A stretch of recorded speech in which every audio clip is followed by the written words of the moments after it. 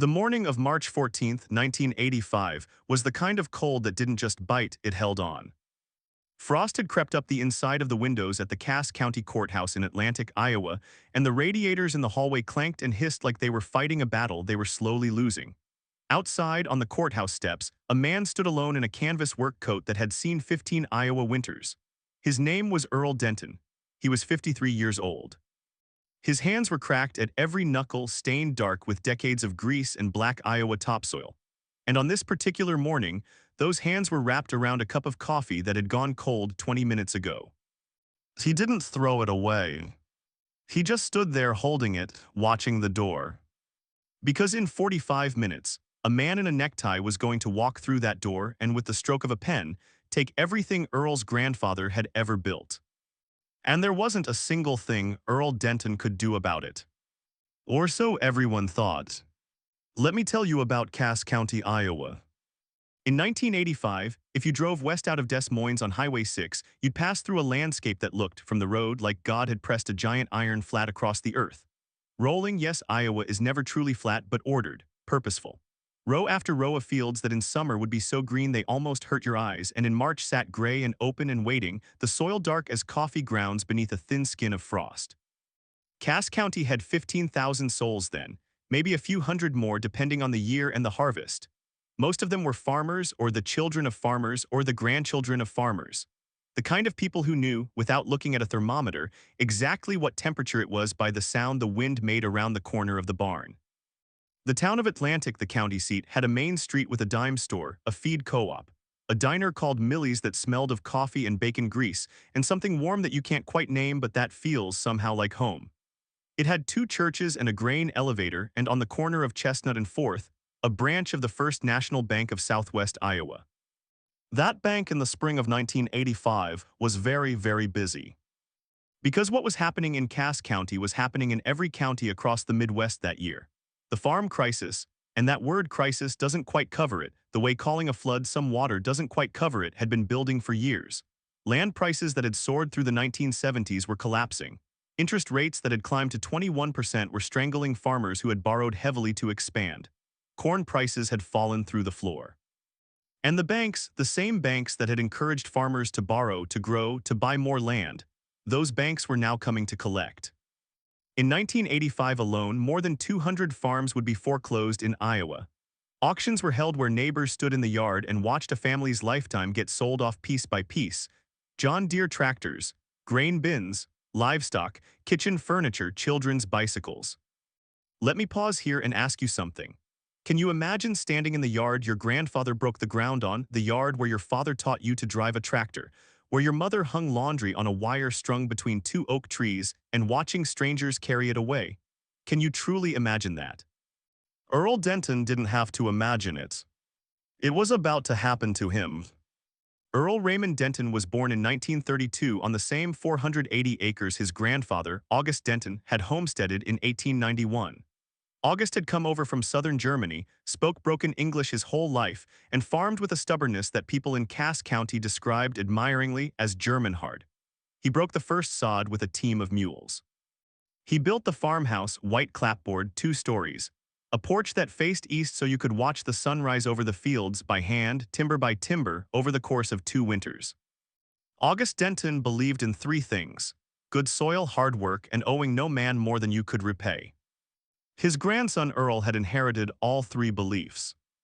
Earl was not a tall man, 5'9" on a good day, lean the way working men get lean, not from a gym, but from 40 years of physical labor that burned everything soft right off him.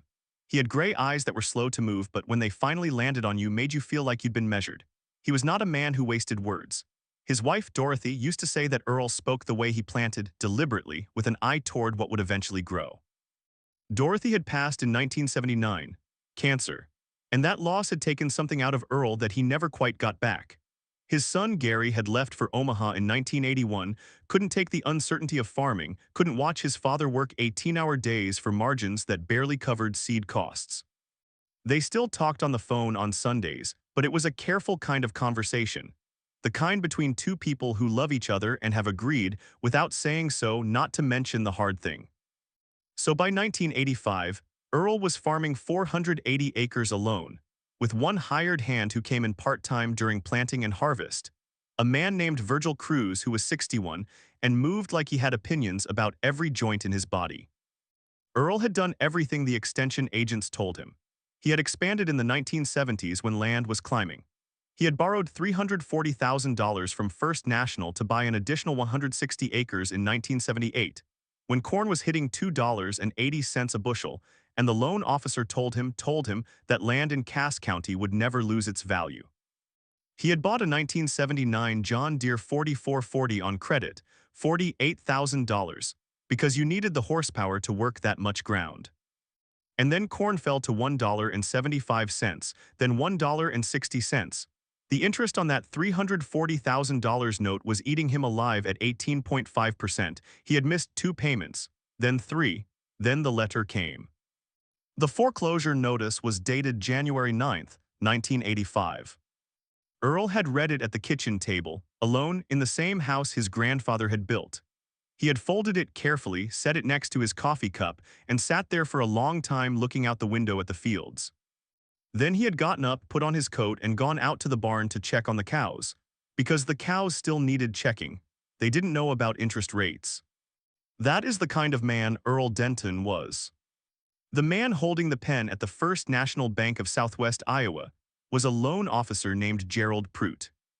Gerald was 41 years old, recently transferred from the bank's branch in Council Bluffs, and he wore his suits a half-size too large, which gave him the look of a man who had recently lost weight, or perhaps a man who had ordered his confidence from a catalog and it hadn't quite fit.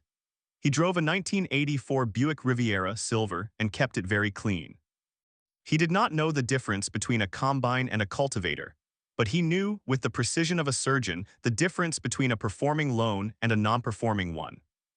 Gerald Pruitt had foreclosed on 11 farms in Cass County between September 1984 and March 1985. He kept a legal pad in his desk with each one listed in neat columns. He was not a cruel man exactly. He was the kind of man who had decided early in his career that feelings were an inefficiency. His job was to protect the bank's assets. He was good at his job. He had tried in the early meetings to give Earl options: restructuring, a payment deferral, selling off the additional 160 acres to reduce the principal. Earl had tried all of those options. The math at 18.5% had refused to cooperate. But it wasn't Gerald Pruitt who had gotten under Earl Denton's skin. Bankers are bankers. Earl understood that in the abstract, even if it burned him in the specific. No, the man who had got under Earl's skin was his neighbor, Dale Whitfield. Dale Whitfield farmed 1,100 acres 3 miles east of the Denton place. He had inherited every one of them from his own father, along with a grain storage operation, a shop full of late-model equipment, and a line of credit at the bank that, thanks to family connections going back 2 generations, was considerably more flexible than anything Earl Denton had ever been offered. Dale was 55, big through the shoulders, with a face that always looked like it was just getting ready to smirk at something. He wore a green John Deere cap so consistently that people in Atlantic sometimes forgot he had hair underneath it. He was at every farm auction, not to help, not to pay a fair price out of respect, to buy, cheaply, from men who had no other choice. He had already put in an offer on Earl's 480 acres. Through the bank, formally and correctly, the day after the foreclosure notice went out. The offer was $180,000. In 1978, that same land had appraised at $480,000. When someone at Millie's Diner had mentioned this, that Earl Denton's land was worth 3 times what Whitfield was offering, Dale had leaned back in his chair and said, loud enough for the whole counter to hear, "Worth is what someone will pay. And right now, I'm the only one paying."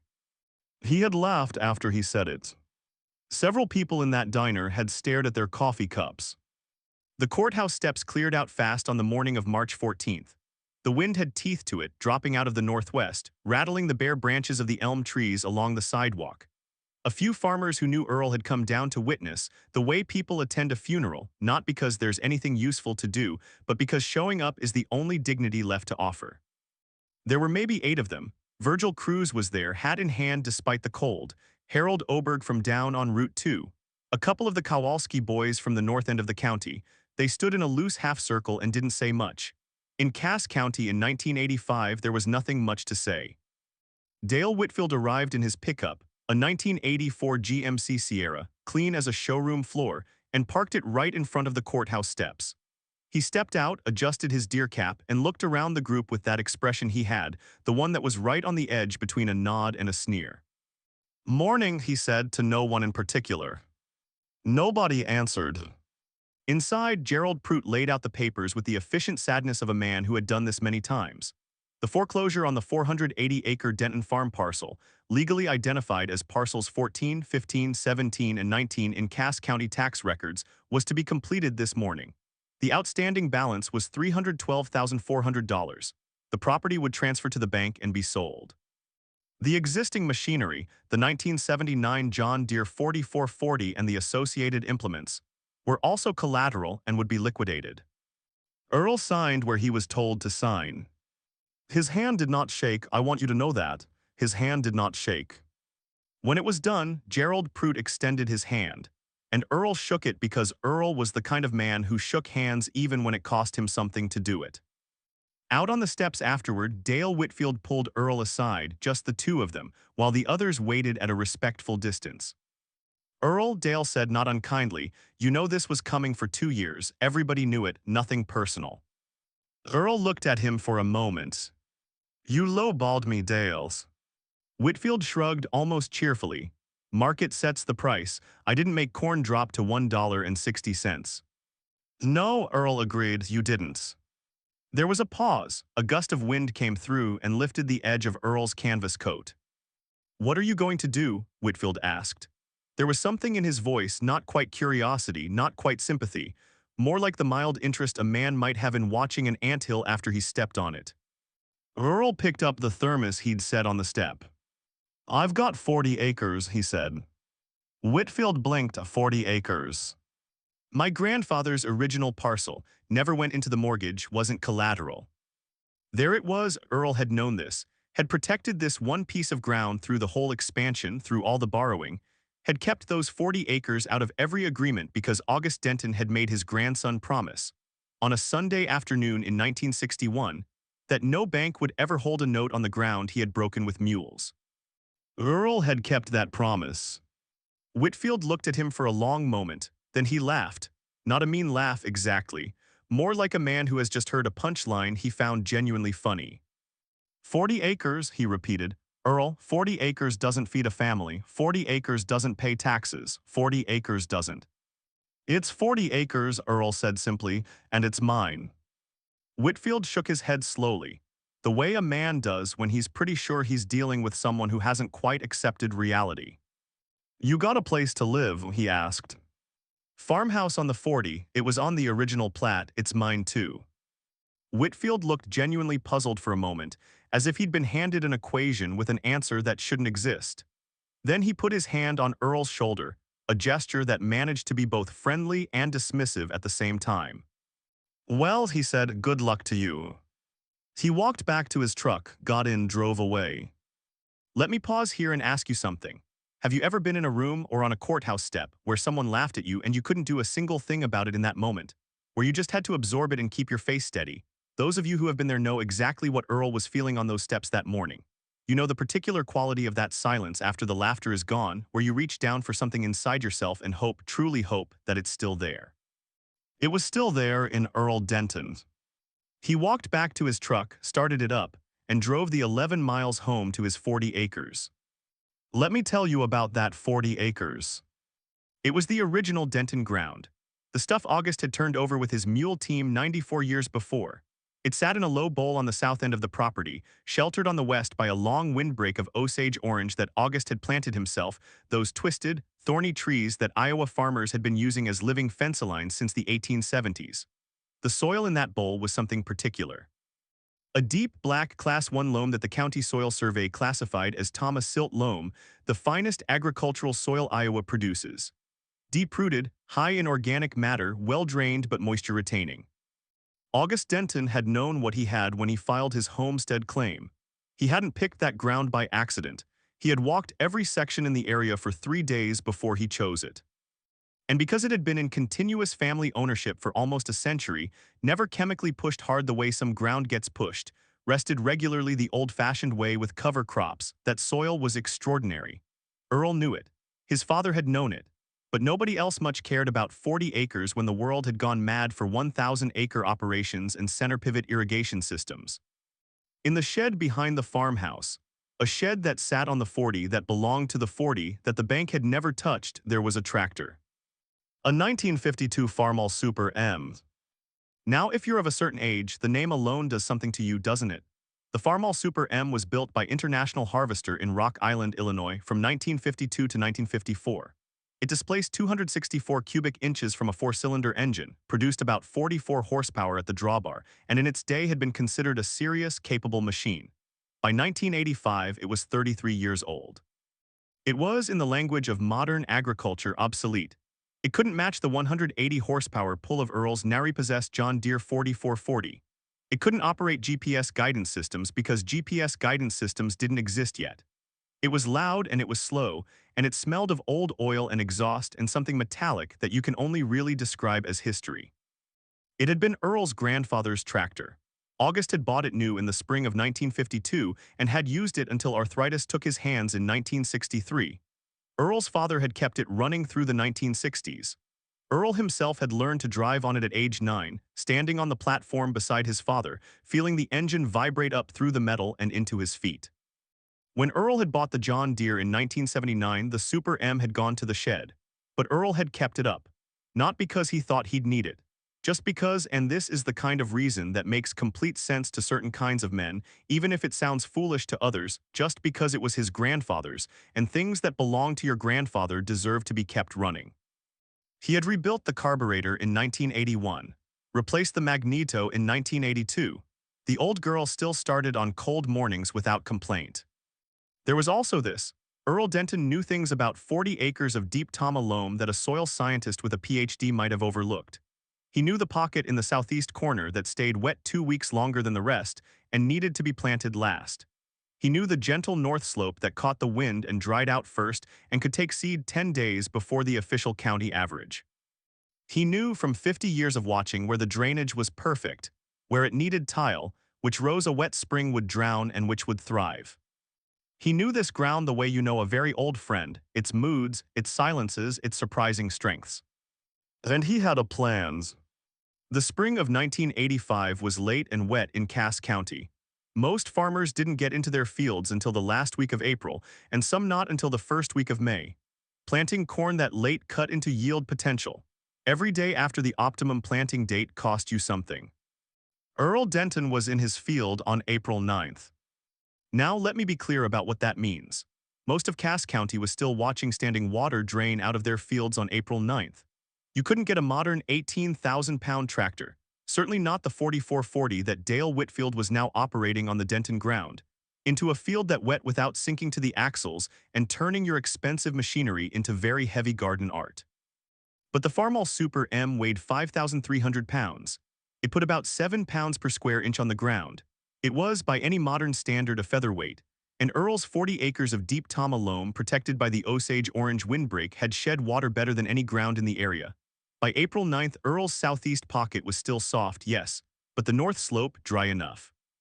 Earl hitched a 2-row cultivator to the Super M that August had bought in 1953, a 2-row International 184 corn cultivator, still straight, still functional, and he planted the north 16 acres of his 40 with DeKalb DK636 hybrid seed corn.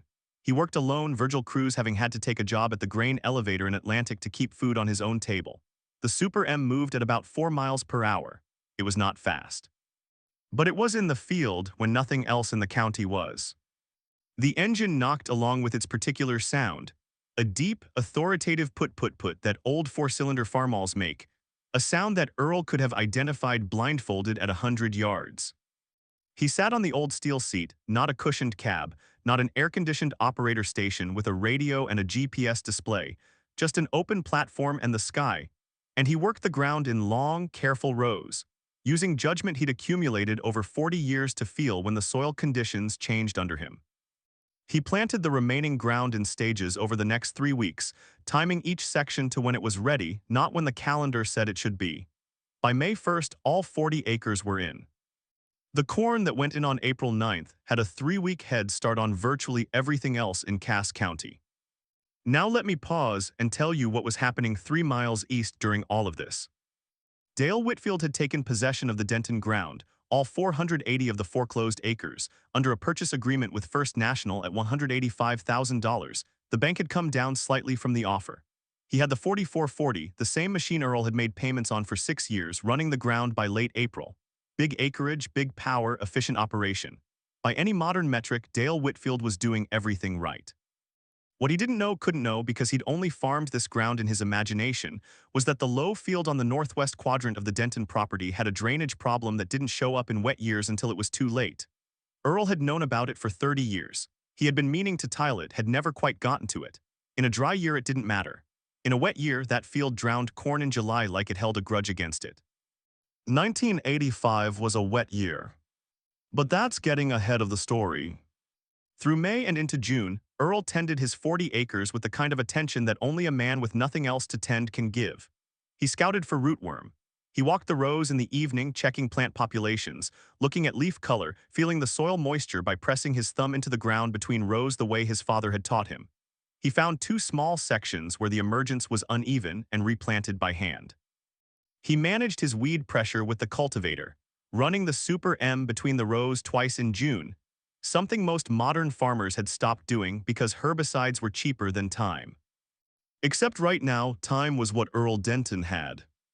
He applied fertilizer by hand, acre by acre, adjusting rates based on what he knew about each section of ground. He spent money he didn't have on it, borrowing $2,200 from the Cass County National, a smaller local bank that Gerald Prout did not work for, against the promise of the harvest. July came in hot after a wet June. The corn on Earl's north slope, the acres that had gone in April 9th, was 9 feet tall by the 3rd week of July, 9 feet. In a county where 7.5 feet was respectable. The tassels were perfect, full, straight, no silking problems. The ears were set heavy. People drove past on County Road F44 and slowed down to look. Because you could see it from the road, that narrow strip of extraordinary corn standing in the bowl between the Osage orange trees, green so dark it was almost blue in the afternoon light. The Super M sat at the end of a row with its red hood catching the sun, and you could have mistaken the whole scene for a photograph from 1955. Time had folded in on itself out there on that 40 acres. On July 29, 1985, a farm reporter from the Atlantic News-Telegraph named Chuck Harrington drove out to talk to Earl. Chuck had heard from someone at the elevator that something unusual was happening on the old Denton place, the little piece that hadn't been sold. He pulled his car to the edge of the road and walked out to where Earl was checking irrigation. There was no irrigation. Earl was just walking the rows and introduced himself. Earl talked to him for about 20 minutes. He showed him the April 9th planting date on a tractor log he kept in a spiral notebook. He showed him the soil type, explained the drainage, explained the planting date advantage. He was not boastful about any of it. He spoke quietly, and Chuck Harrington wrote everything down. The story ran on the front page of the News-Telegraph on August 2, 1985. Meanwhile, 3 miles east, Dale Whitfield's northwest field had drowned. 48 acres of corn, planted May 8th because the ground couldn't be gotten into before that, had stood in water for 6 days in late June. By the time the water receded, half the root systems had rotted. The corn came back sort of in the way that drowning things sometimes rally, but it was done. It would yield at best 60 bushels per acre. And across the rest of the 480, the late start had cost Whitfield real yield. He was looking at a county average year, 115, maybe 120 bushels per acre on most of it. In September, the Cass County Crop Production Report was compiled by the Iowa State Extension Service. It was not a public document, but these things moved through elevator conversations and diner booths the way news always has in small counties. Earl Denton's 40 acres of Tama loam had yielded 178 bushels per acre. 178 bushels per acre in 1985, in a county where the average was 112. On a 1952 Farmall Super M. With no GPS, no air conditioning, no precision application equipment. With hand scouting and a spiral notebook and 50 years of watching the same ground. The elevator manager, a man named Bud Perkins, had been in the grain business since 1962. He said he had never, in 23 years, seen a yield ticket that high from a dryland field in Cass County. When Chuck Harrington wrote his follow-up story in October, he led with this line. On 40 acres of ground his grandfather homesteaded in 1891, Earl Denton this fall proved that what a man knows can be worth more than what he owns. Let me tell you about a particular moment at the elevator in Atlantic. It was a Thursday morning in late October 1985. Earl had hauled his last load of the season, corn from that north slope, dried down properly, clean as a whistle. Bud Perkins ran it across the scale, ran the moisture test, wrote out the ticket. Dale Whitfield was there that morning. He came in most mornings during harvest, checking on his loads, talking to Bud about basis prices and storage. He was a man who was always somewhere, always in the middle of things. He saw Earl at the scale. He saw the yield ticket in Earl's hand. Bud Perkins, who was not above a small human drama now and then, said, loudly enough for the small group in the scale house to hear, "Earl, that's the best number I've posted all season. Maybe the best number I've ever posted." The scale house got quiet. Whitfield looked at the ticket in Earl's hand, then at Earl's face. Something moved across his expression, not quite shame, not quite anger, not quite admiration. Some combination of all three that didn't have a single clean name. Earl didn't say anything. He folded the ticket, put it in his shirt pocket. He picked up his thermos, the same thermos, still with him, and nodded to Bud Perkins. "Appreciate the good service, Bud," he said. He walked out to his truck. The old Super M was on a flatbed trailer behind it, headed back to the shed.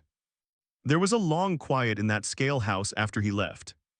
And Dale Whitfield, for what may have been the first time in his adult life, was the man who had nothing to say. That kind of silence has a sound of its own. If you've ever been in a room when someone was quietly, utterly proved wrong, you know exactly what I mean. Let me tell you what happened next, because the story didn't end at the elevator. Good stories never end at the moment of triumph. They keep going, the way rivers keep going after the waterfall.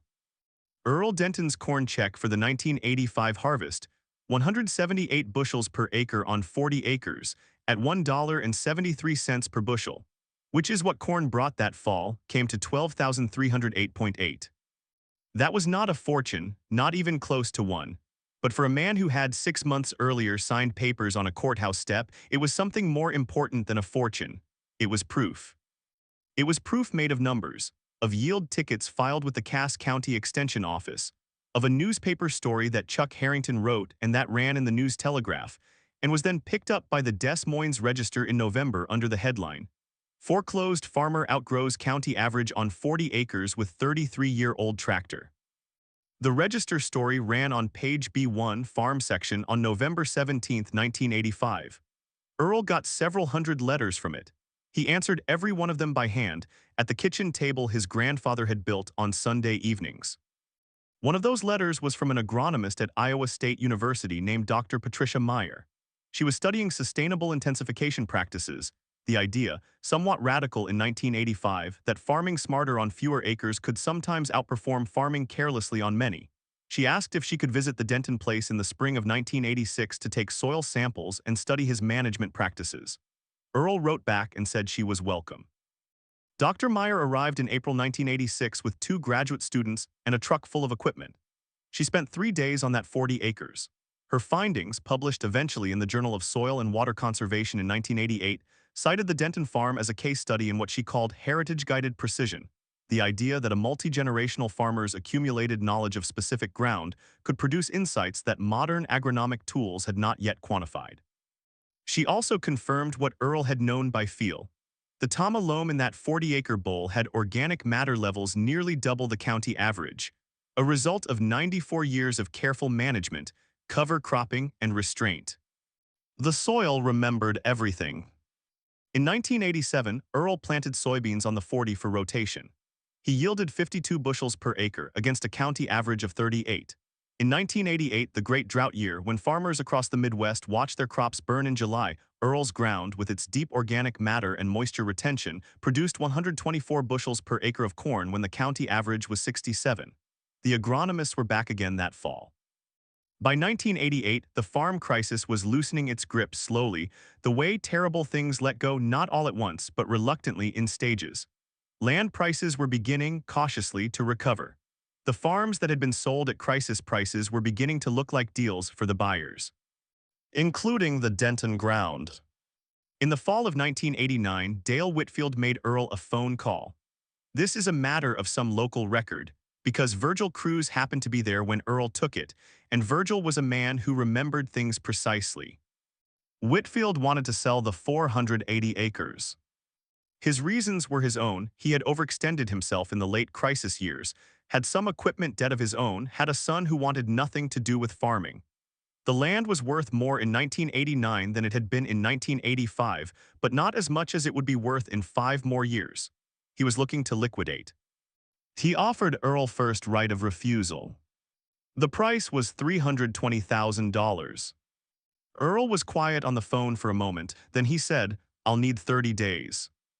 He spent those 30 days working the phones, visiting 3 different banks, having conversations in driveways and living rooms that you could write another whole story about.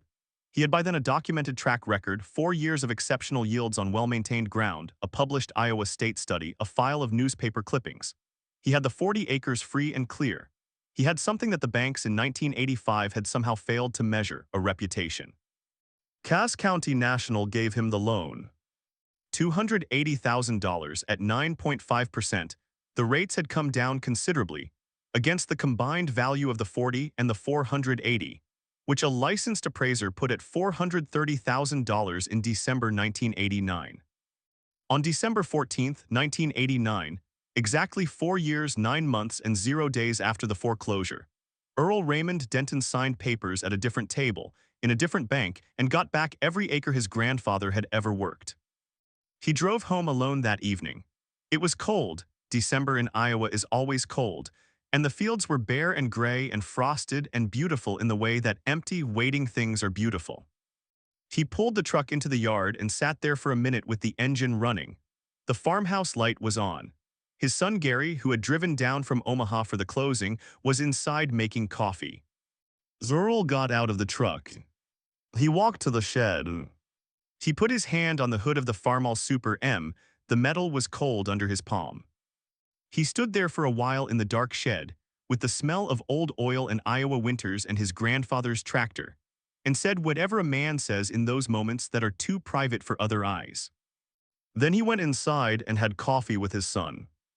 Let me tell you what I want you to take away from Earl Denton's story. And I don't mean some bumper sticker version of it. I mean something real and specific that maybe you can carry with you in whatever situation you're in, whatever 40 acres of your own life you're still holding onto. Earl Denton did not win because he was lucky. He didn't find oil on his property. He didn't inherit money from a distant relative. He didn't invent something or discover something or stumble into a situation that turned on chance. He won because he knew something deeply and verifiably that nobody else around him knew. He knew his own ground. He knew his own machine. He knew the combination of those two things, applied with patience and precision, could produce something extraordinary even when the world around him had decided he was finished. Here's what I want to say carefully because I think it matters. There was a moment, standing on those courthouse steps in March 1985, when everything Earl Denton owned could fit into a very short list. One small farmhouse, 40 acres, a 33-year-old tractor, a notebook full of observations nobody thought had value. And Dale Whitfield had 1,580 acres, a fleet of late-model equipment, a favorable line of credit, and the general opinion of Cass County that he was a man who knew how the world worked. And yet, the world, when it came down to actual corn in actual soil in an actual season, agreed with the 1952 Farmall Super M, and the man who knew every inch of his 40 acres. This is not a story about old things being better than new things. Earl would have used a newer tractor if he'd had one. The Super M was not the point. The point was knowledge. The point was the kind of understanding that only comes from being in the same place, paying careful attention year after year after year. The kind of knowledge that cannot be repossessed, that cannot be foreclosed on, that the bank has no legal instrument to take from you. August Denton had it. Earl Denton had it. And in 1985, when everything else was gone, it was the only thing that mattered. Let me pause one last time and ask you something. What do you really know that no one can take from you? What piece of ground, literal or figurative, are you holding onto that other people might be laughing at right now? What old machine, old skill, old way of seeing, what thing that the world has written off as obsolete, are you still keeping running, maybe without quite knowing why? I want to suggest to you that there is wisdom in keeping those things. That the world has a way eventually of coming back around to what it laughed at. That patience is not the same as passivity. That quiet is not the same as defeated. And that the man standing alone on the courthouse steps, holding a cold cup of coffee, keeping his hand steady, that man is not necessarily the man who has lost. He might be the man who is just getting started. Earl Denton farmed that 520 acres, the original 480 plus his grandfather's 40, until 1997 when he turned it over to Gary, who had come back from Omaha in 1991 and never quite explained why. Not in so many words. Some things between fathers and sons don't need explaining. The Farmall Super M is still in the shed on the Denton place. Gary keeps it running. Last I heard, it starts on cold mornings without complaint. Some things, if you take care of them, last longer than anyone expects. That's the story of Earl Denton. That's the story of a 1952 Farmall Super M, and that's the story of 40 acres of Tama loam in Cass County, Iowa, that remembered everything it had ever been given. Stories of quiet men, old tractors, and farms that refused to die. Historical context is real. Characters and dialogue are dramatized for storytelling.